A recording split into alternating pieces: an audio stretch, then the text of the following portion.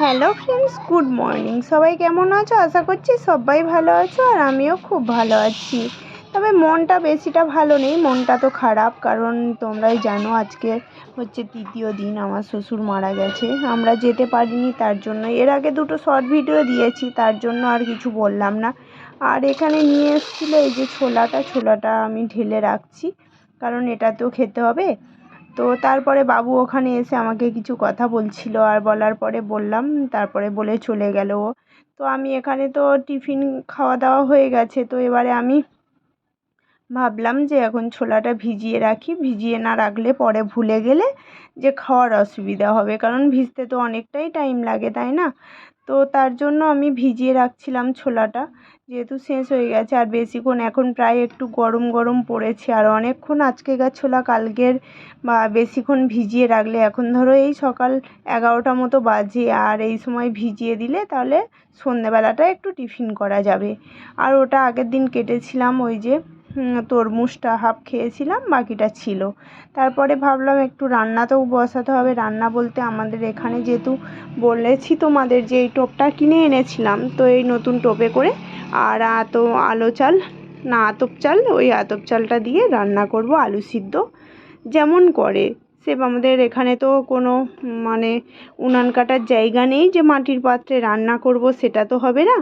তো তার জন্য এইভাবেই করছি, কারণ আয়ুষের পরীক্ষা হয়ে গেলে তারপরে আমরা চলে যাব দেশে। তো যেখানে যেমন সেইভাবে আমাকে কাটাতে হচ্ছে, আর কি করা যাবে। তার মানে 9 দিনের আগে আমরা দেশে, 9 দিনের দিন আমরা দেশে চলে যাব, কারণ ফাইনাল এক্সাম হচ্ছে, ফাইনাল পরীক্ষা দিয়েই তারপরে যেতে হবে। আর তার মাঝখানে পড়ে গেছে আবার হোলি, এই সব, তার জন্য। আর স্কুলে গিয়ে প্রিন্সিপালের সঙ্গে কথা বলেই তখন বলল যে ঠিক আছে, দেখা যাক কতটা কী হয়। প্রথমে বলছিল যে নেব না, কিন্তু পরে আবার নিচ্ছে বলে, তাই আমাদের কিছুদিন দাঁড়াতে হবে। তো ঠিক আছে, যাই হোক, কিছু তো করার নেই। হয় ওর ফাইনাল এক্সাম না দিলে হয়তো 1 বছর ওরও মানে অসুবিধা হয়ে যাবে, যে 1 বছর মানে ওই ক্লাসে আবার থাকতে হবে। আর দেখো আমি এখানে আলু, তো যেহেতু আলু সিদ্ধ দিয়ে ভাত খেতে হবে আর বাবুরা তার মধ্যে খাবে, তার জন্য আলুটা একটু বেশি না দিলে খেতেও ভালো লাগে না, শুধু শুধু খেতেও ইচ্ছা করবে না। আর তার জন্য যেগুলো দেওয়ার লাগে আমাদের নিয়মে, তো সেইগুলো দিলাম। এগুলো তো মালসা যেটা বলে, যে মাটির পাত্র যেটা বলে, ওর মধ্যে দিতে হয়। আর তার মধ্যে আমি এখানেই এর মধ্যে দিয়ে এটাকে আমি রান্নাটা বসিয়ে দেব। তো এখানে এটা ধুয়ে রাখছি, আর পরে এর মধ্যে জল তো দিতেই হবে। আর এর মধ্যে জলটা দিয়ে এটাকে আমি এখন ঢেকে রেখে দেব, আর তারপরে আমি একটু পরেই রান্না বসিয়ে দেবো। তার কারণ আয়ুষদেরও রান্না করতে হবে, কারণ ওরা এই ভাতটাই খেয়ে নেবে, কিন্তু এই ভাতটা আলু সিদ্ধ দিয়ে ওরা তো খেতে পারবে না। তো তার জন্য একটু ডাল বানাবো, আর দেখি কিছু হয়তো বেগুন ভাজা এরম কিছু বানানো যায়, হয়তো সেটাই বানাবো। তো চলো এটা আমি এখানে জেলে দিই, কারণ ওটা হতে থাক, আর আমি এদিকে একটু পরিষ্কার করে নিয়েই তারপরে। তার মধ্যে আছে যে দেশে যাব, পেটিও তো গুছাতে হবে, কারণ আমরা বছরে প্রায় একবারই যাই। আর এই বছরে একটু শরীর খারাপ ছিল বলে আমরা কিন্তু যেতে পারিনি, আমার হাজব্যান্ড গেছিলো, এই যা। তো দেখো এখানে আমার ফাইনালি ভাতটা রান্না হয়ে গেছে, আর এখানে তো ফ্যানটা গালতে নেই, তো এইভাবেই থাকে।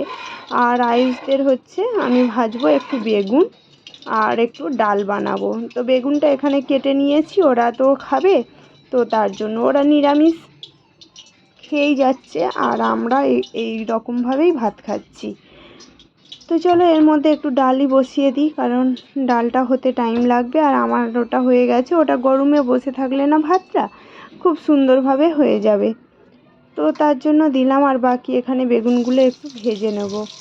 জানি না কেমন হবে, আমি তো খেয়ে দেখছি না, এমনি যেভাবেই রান্না করছি ওরা ওরমভাবেই খাচ্ছে। ওরা তো বাচ্চা মানুষ, ওরা তো অত জানে না, কিন্তু ছোটোবাবু খাচ্ছে তাই অনেক, কারণ ও একটু নিরামিষ খেতে ভালোবাসে না, ভালো খুব। আর এখানে বেগুন কটা একবার ভাজা যাবে না, তাই দুবারে ভাজতে হবে।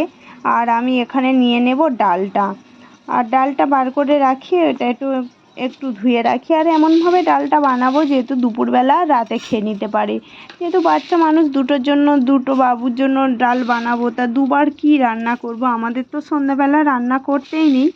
তো তার জন্য আমি ভাবলাম যে এভাবেই একটু ডাল নিয়ে রান্না করব, যেহেতু দুবার হয়ে যায়। আর এখানে কিছু সকালে খেয়েছিলাম, সেই একটু বাসনও পড়ে আছে, এগুলোকে ধুতে হবে বাসনগুলো।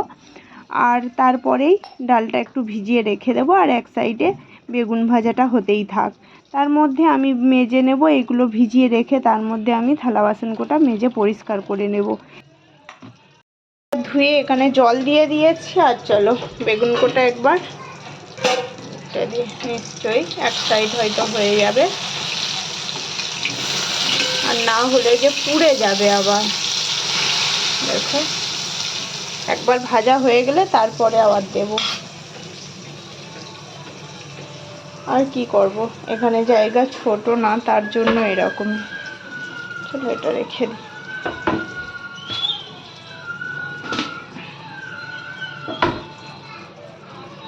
চলো আমি রান্নাটা করে নিই আবার।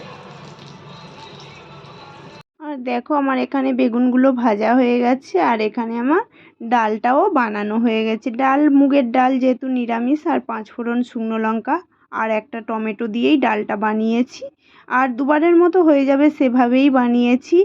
আর বাবুরা দেখো এখানে মানে প্লেটে খাবে আজকে, যেহেতু আমাদের এখানে কলাপাতা নেই তার জন্য এর মধ্যে খাবে, তো ওটা নিয়েই বসে গেছে। তো এর মধ্যে দিয়েছিলাম বলি বেগুন ভাজা, আর এখন বাজে প্রায় 1টা বাজে। আর এখানে এরা স্নান করে রেডি হয়ে আছে যে খাওয়ার জন্য।